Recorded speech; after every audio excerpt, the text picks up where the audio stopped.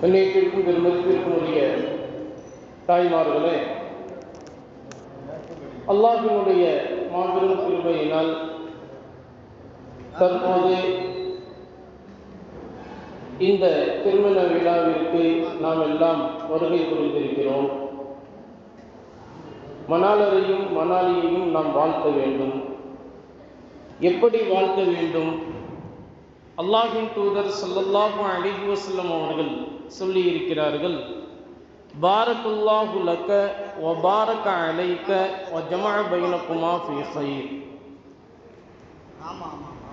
யா அல்லாஹ், இந்த மணாளருக்கு பரக்கத் செய்வாயாக. இந்த மணாளரினுடைய விஷயத்தில் எல்லா வகையிலும் நீ செழிப்பாக்கி வைப்பாயாக.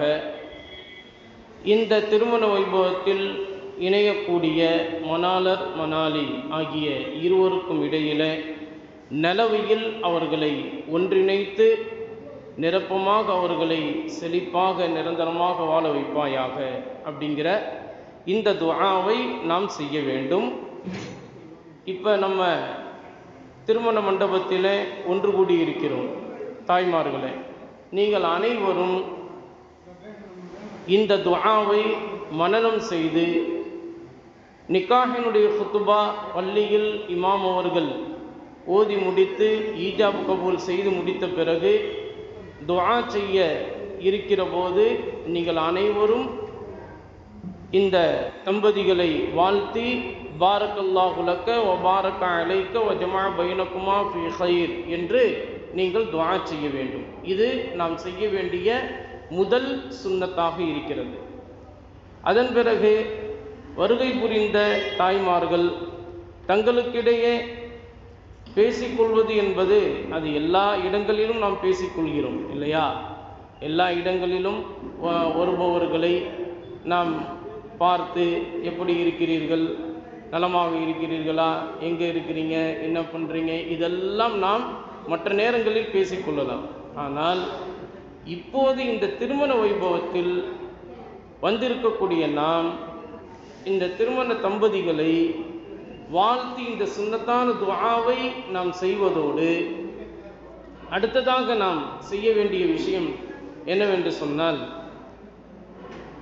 இந்த திருமண வைபவத்தில் இணையக்கூடிய தம்பதிகளான அந்த மணாலிக்கு தாங்கள் அனைவரும் துஆ செய்வதோடு நல்ல குடும்ப விஷயங்களை வழிகாட்டுதல்களை அவர்களிடத்தில் நீங்கள் சொல்லிக் கொடுக்க வேண்டும். எப்படி என்றால், அன்னை ஆயிஷா சித்திகா ரலியல்லாஹு தஆலா அன்ஹா அவர்களும் அன்னை ஃபாத்திமா ரலியல்லாஹு தஆலா அன்ஹா அவர்களும் இருவரும் பேசிக்கொள்கிற போது இவ்வாறு பேசிக்கொண்டார்கள். நாளை மறுமையில் அல்லாஹு தஆலா ஒவ்வொருவரையும் அழைக்கிற போது ஆணாக இருந்தாலும் சரி பெண்ணாக இருந்தாலும் சரி அவர்களை பெற்றெடுத்த தந்தையினுடைய பெயரோடு சேர்த்துதான் அழைக்கப்படும். அப்படி அழைக்கப்படுகிற போது அன்னை ஆயிஷா அவர்களை உங்களை அழைக்கிற போது அல்லாஹு தஆலா யா ஆயிஷா பின்த் அபூபக்கர் சித்திக் ரலியல்லாஹு தஆலா அன்ஹு ரலியல்லாஹு தஆலா அன்ஹுமா என்றுதான் அழைப்பார்கள். ஆனால் என்னை அல்லாஹு தஆலா அழைக்கிற போது யா ஃபாத்திமா பின்த் ரசூலில்லாஹி ஸல்லல்லாஹு அலைஹி வஸல்லம், அல்லாஹ்வின் தூதர் ஸல்லல்லாஹு அலைஹி வஸல்லம் அவர்களுடைய மகளாரான ஃபாத்திமா என்றுதான் என்னை அழைப்பார்கள். சுவனத்தில் அழைக்கிற போது கூட அல்லாஹ்வுடைய தூதரோடு என்னைத்தான் அழைக்கப்படும், நான் தான் சிறந்த பெண்மணி என்று அவர்கள் சொன்னார்கள். அன்னை ஆயிஷா சித்திகா ரலியல்லாஹு தஆலா அன்ஹா அவர்கள் சொன்னார்கள், ஃபாத்திமா, நீ குர்ஆனை நன்றாக ஓதிப்பார். அல்லாஹ் சூரத்து ஸுஹ்ருஃபிலே சொல்லி காட்டுகிறான், உதுகுலுல் ஜன்னத அன்தும் வ அஸ்வாஜுக்கும் துஹ்பரூன். சுவனத்தில் நுழையக்கூடிய சொர்க்கவாதிகளே, நீங்கள் அனைவரும் சொர்க்கத்திலே சந்தோஷமாக மகிழ்ச்சியாக நுழையுங்கள் என்று அல்லாஹு தஆலா சொல்வதோடு அன்தும் வ அஸ்வாஜுக்கும், உங்களுடைய மனைவிமார்களோடு நீங்களும் சந்தோஷமாக சுவனத்தில் நுழையுங்கள் என்று சொல்லி அல்லாஹு தஆலா சொல்லி காட்டுகிறான். அப்படி என்றால் நாளை மறுமையில் சுவனத்தில் நான் நுழைகிற போது அல்லாஹ்வின் தூதர் ஸல்லல்லாஹு அலைஹி வஸல்லம் கரம் பிடித்து தான் நான் சுவனத்தில் நுழைவேன். ஆனால் உன்னுடைய கரம் ஹதரத் அலி இப்னு அபி தாலிப் ரலியல்லாஹு தஆலா அவர்களுடைய கரத்தோடு தான் சேர்ந்திருக்கும். அவர்களோடு இணைந்து தான் நீ சுவனத்தில் நுழைவாய். இப்போது சொல், நீ சிறந்தவளா நான் சிறந்தவளா என்று. இப்படிப்பட்ட குர்ஆனுடைய வசனங்களை ஒட்டியே அவர்களுடைய பேச்சும் அமைந்திருக்கும். இப்போ திருமண மண்டபத்தில் ஒன்று சேர்ந்து இருக்கக்கூடிய, ஒன்று கூடி இருக்கக்கூடிய தாய்மார்கள், சகோதரிகள் எல்லோரும் பொதுவாகவே பெண்கள் இணைந்து விட்டால் என்ன பேசிக்கொள்வார்கள்? உன்னுடைய புடவை, உன்னுடைய நகை எப்படி இருக்கிறது, எப்படி வாங்கின, எங்கே வாங்கின, இதெல்லாம் நம்ம பேசிக்கொள்வோம் இல்லையா? அதெல்லாம் அந்த பேச்சை ஒரு பக்கத்தில் வைத்துவிட்டு இது போன்ற குர்ஆனுடைய வசனங்களை சிந்திக்கும் முகமாக, அல்லாஹ்வின் தூதர் ஸல்லல்லாஹு அலைஹி வஸல்லம் அவர்களுடைய நபிமொழியை சிந்திக்கும் முகமாக, அதுபோல சஹாபா பெண்மணிகளுடைய வாழ்க்கையை சிந்தித்து பார்க்கும் முகமாக, நம்முடைய மனாலி இப்படித்தான் நீயும் வாழ வேண்டும், அன்னை ஃபாத்திமாவை போல, அன்னை ஆயிஷா சித்திகா ரலியல்லாஹு தஆலா அன்ஹா அவர்களைப் போல, இது போன்ற ஒவ்வொரு சஹாபா பெண்மணிகள், நபிமார்களுடைய மனைவிமார்கள், இவர்களைப் போல நீ வாழணும். எல்லா நேரங்களிலும் சந்தோஷமாக இருக்க வேண்டும்.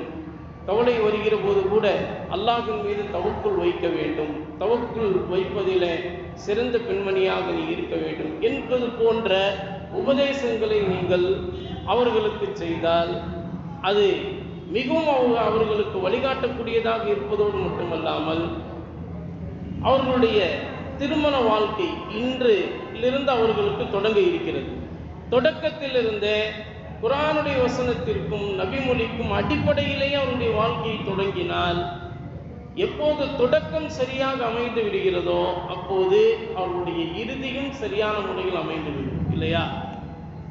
அதுபோல அவர்கள் இருவர் மூலமாக பிறக்கக்கூடிய சாலிஹான பிள்ளை செல்வங்கள், இவர்களெல்லாம் எப்படி இருக்க வேண்டும், நான் எப்படி வளர்த்தேன் என்னுடைய பிள்ளையை, இப்படிப்பட்ட மார்க்க கல்வி சம்பந்தப்பட்டவனாக, தொழுகையாளியாக என்னுடைய பிள்ளையை நான் வளர்த்தேன். அதுபோல நீயும் இன்ஷா அல்லாஹ் இன்றைக்கு திருமணத்தில் நீ இணைய போகிறாய். உன்னுடைய கணவர் மூலமாக சாலிஹான பிள்ளை செல்வங்களை நீங்கள் பெற்றெடுத்து 16 பெற்று பெருவாழ்வு வாழ்வு வாழ்வு என்று சொல்லக்கூடிய அந்த வாழ்த்தை சொல்வது போல அந்த 16 செல்வங்கள் அதை சொல்ல வேண்டும். அறிவு, இது போன்ற அந்த 16 செல்வங்களை அதை சொல்லி அந்த பிள்ளைகளுக்கு நாம் சொல்லி காட்டினால் அவர்கள் தங்களுடைய திருமணத்தின் மூலமாக பெற்றிருக்கக்கூடிய பிள்ளை செல்வங்களையும் சாலிஹான பிள்ளை செல்வங்களாக அவர்கள் வளர்ப்பார்கள். இப்படியாக தலைமுறை தலைமுறை சிறந்த தலைமுறையாக ஆகுவதற்கு இது வழிவகுக்கும். அப்ப நீங்க இந்த திருமண மண்டபத்தில் பேசக்கூடிய இந்த பேச்சும் கூட கட்டாயமாக ஒரு நாள் அது மிகப்பெரிய ஒரு சிறந்த தலைமுறையை உருவாக்குவதற்கு அது வழிவகுக்கும். இப்படித்தான் நபிகள் நாயகம் ஸல்லல்லாஹு அலைஹி வஸல்லம் அவர்களுடைய காலகட்டத்திலும், சஹாபாக்களுடைய காலகட்டத்திலும், அதுபோல தாபிஈன்களுடைய காலகட்டத்திலும், வலிமார்கள், நாதாக்கள், நல்லோர்களுடைய காலகட்டத்திலும், நாம் எந்த பரம்பரையிலிருந்து வந்தோமோ அந்த பரம்பரையினுடைய முன்னோர்கள் அனைவரும் இப்படித்தான் திருமண வைபவத்தில் இணையக்கூடிய தம்பதிகளுக்கு வாழ்த்து சொல்வதோடு வாழ்க்கையினுடைய வழிகாட்டுதலையும் சேர்த்து சொல்வார்கள். அப்படித்தான் நம்முடைய பரம்பரையே வந்திருக்கிறது.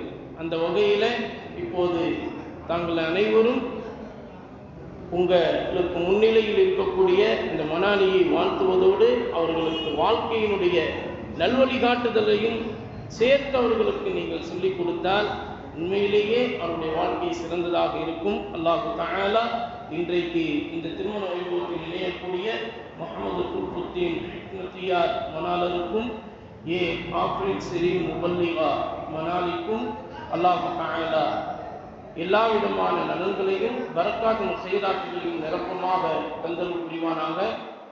அல்லாஹ் தஆலா எங்களுடைய மூலமாக சாலிஹான பிள்ளை செல்வங்களை இந்த சமூகத்திற்கு மார்க்கத்திற்கு பெற்றெடுத்து தரக்கூடிய தௌஃபீக்கை அல்லாஹ் தஆலா தந்தல் புரிவானாக. எல்லா விதமான வளங்களையும் பரக்காத்துகளையும் நிரப்பமாக அல்லாஹ் தஆலா தந்தல் புரிவானாக. அஸ்ஸலாமு அலைக்கும் வரஹ்மத்துல்லாஹி தஆலா வபரகாத்துஹு.